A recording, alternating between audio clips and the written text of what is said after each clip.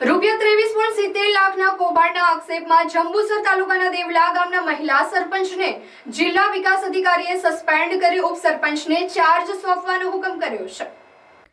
જંબુસર તાલુકાના દેવલા ગ્રામ પંચાયતના મહિલા સરપંચ તેમજ તલાટી મંત્રીએ નવી બોડીની પહેલી જ બે મીટિંગમાં કુલ ₹23.70 લાખના ખોટા બિલો મંજૂર કરાવ્યાના આક્ષેપ સાથે ગામના જાગૃત નાગરિક ઇમરાન અહમદ પટેલે જિલ્લા પંચાયતમાં ફરિયાદ કરી હતી, જેમાં ટીડીઓને તપાસ સોંપવામાં આવી હતી।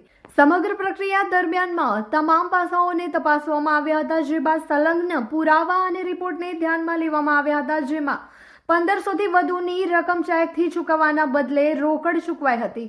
માલ ખરીદી ભાવ પત્રકો મેળવીને કરવાની હોવા છતાં તેમ થયું નથી। સરપંચે ચાર્જ પહેલાના બિલોના ખર્ચના વાઉચર પર સહીઓ કરેલી છે।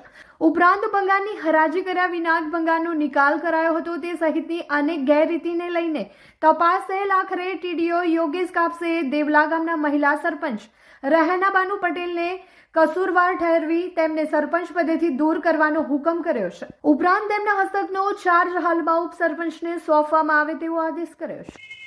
10 મહિના પહેલા જે કરેલો કેસ હતો, રેહાનાબેન પટેલ સરપંચ દેવલા ગામ પંચાયત પર જે કેસ ચાલતો હતો, એ કેસ ચાલી જતા આજે 17/11/2025 ના રોજ એનું જજમેન્ટ આવેલું છે અને જજમેન્ટમાં રેહાનાબેન પટેલને સરપંચ પદેથી દૂર કરવાનો હુકમ માનનીય જિલ્લા વિકાસ અધિકારી સાહેબથી કરેલો છે અને આ કેસ અમારા એડવોકેટ શ્રી આસિફભાઈ પટેલ પાલેજ દ્વારા એમના જરિયા અમારે ચલાવવામાં આવેલો અને આજે અમને જજમેન્ટ હાથમાં મળી ગયેલું છે અને રેહાનાબેનને તાત્કાલિક ધોરણે સત્તા પરથી દૂર કરવામાં આવેલા છે।